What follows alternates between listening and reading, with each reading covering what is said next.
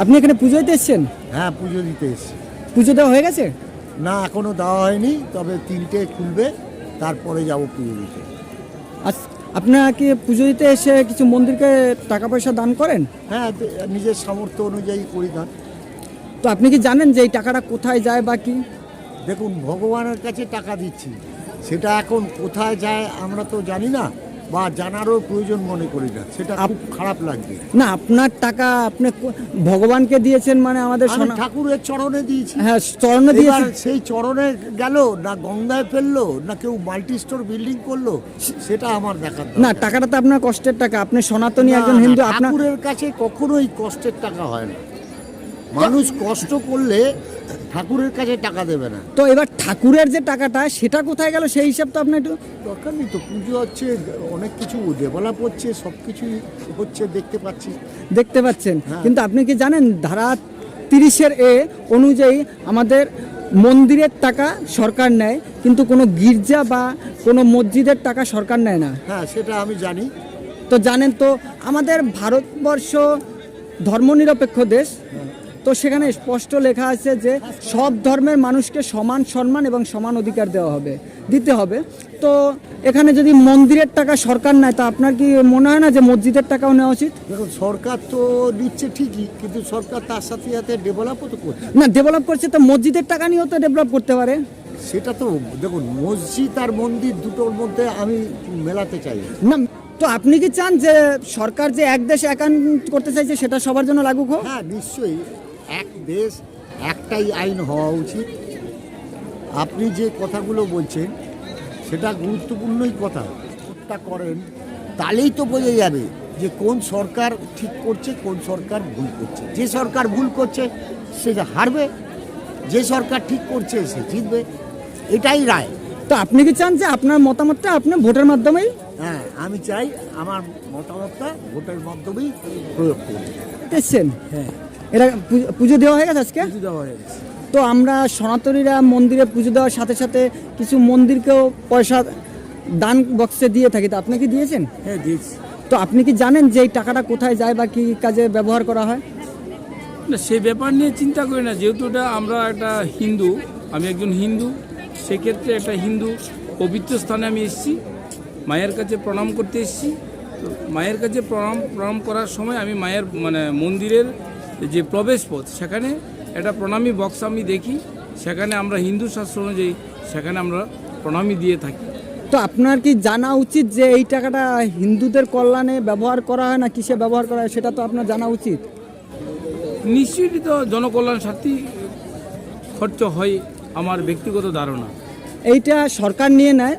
তো আমাদের ভারতবর্ষে ধারা 30-এ মানে 30-এ অনুসারে আমাদের সব মন্দিরের টাকা সরকার নিয়ে নেয়, কিন্তু কোনো মসজিদ বা গির্জার টাকা কিন্তু সরকার নিতে পারে না। তো আমাদের এখানে ভারতবর্ষ সেকুলার দেশ, মানে ধর্মনিরপেক্ষ দেশ, সেখানে লেখা আছে সব ধর্মের লোককে সমান সম্মান এবং সমান অধিকার দিতে হবে। তো সেই হিসাবে বলা যায় যে আমাদের মন্দিরের টাকা যদি সরকার নেয়, তাহলে মসজিদের টাকা সরকারের নেওয়া উচিত না অনুচিত, সেইটা আমি জানতে চাইছি। আইন তো সবার জন্য হওয়া উচিত। সবার জন্য হওয়া উচিত। একদম। তাহলে আপনার মন্দিরের টাকাও নেওয়া উচিত? আমি বলবো যে আইন সবার জন্য সমান হওয়ার উচিত। উচিত। এটুকুই বলবো, উচিত। আপনি কোথা থেকে এসেছেন? আমি আছি দমদম থেকে, দমদম থেকে? এয়ারপোর্ট থেকে। দমদম এয়ারপোর্ট।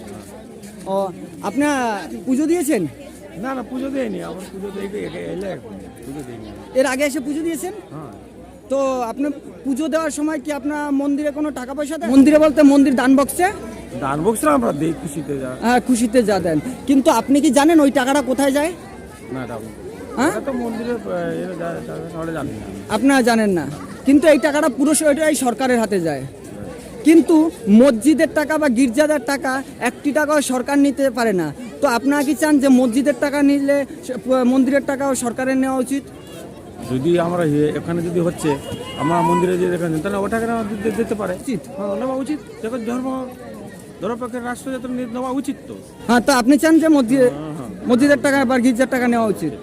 আপনি পুজো দিয়েছেন মন্দিরে? হ্যাঁ, পুজো দিলাম। তো পুজো দেওয়ার পর আপনি দান বক্সে কিছু দান করেন আপনার পুজো দেওয়ার পর? পুজো দিয়েছি, দান বক্সে পয়সা দিলাম। হ্যাঁ, তো আপনারা কি জানেন যে এই টাকাটা কোথায় যায়?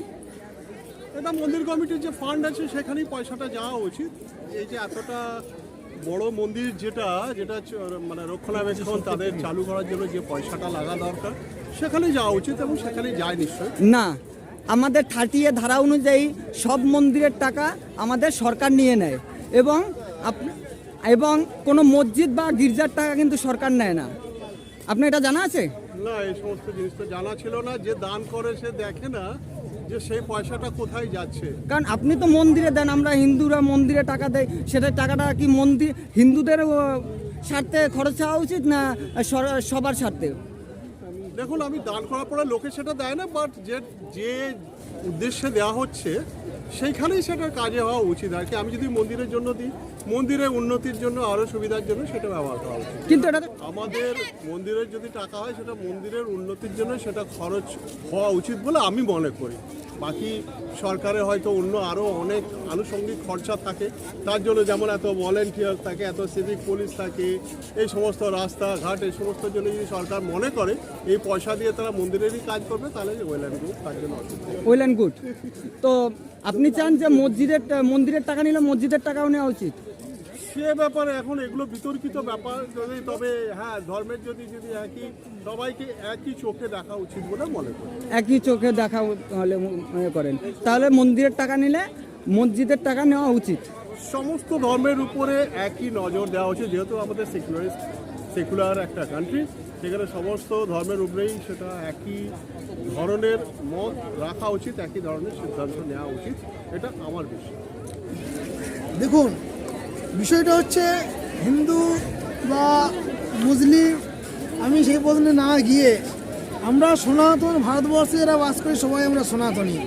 তার কারণ হচ্ছে আজকে যে আপনি যেটা বললেন এই মন্দিরের টাকা গভর্নমেন্টের কাছে যায়, এটা তো খারাপ নয়। তো সেই ক্ষেত্রে যদি সেখানে ভারতবর্ষে যারা বসবাস করছে, যারা মাইনরিটি মুসলিম সমাজ কি খ্রিস্টান, তারা যখন আছে তাদেরও টাকা নিশ্চয়ই গভর্নমেন্টের কাছে যাওয়া উচিত, যদি সকলের জন্য সমান হবে। তাই কারণে আমরা সব কাজ সবকে বিকাশের কথা বলছি। হ্যাঁ, এখানে আমাদের স্পষ্ট। সে তো অবশ্যই নেওয়া উচিত।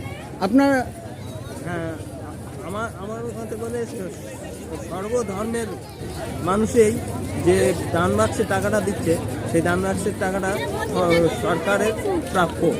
আর যদি মসজিদের টাকা না নেয় তাহলে মন্দিরের টাকাও নেওয়া উচিত না? না, একদমই না। মসজিদের টাকা যদি না নেওয়া হয় তাহলে মন্দিরের টাকাও নেওয়া উচিত।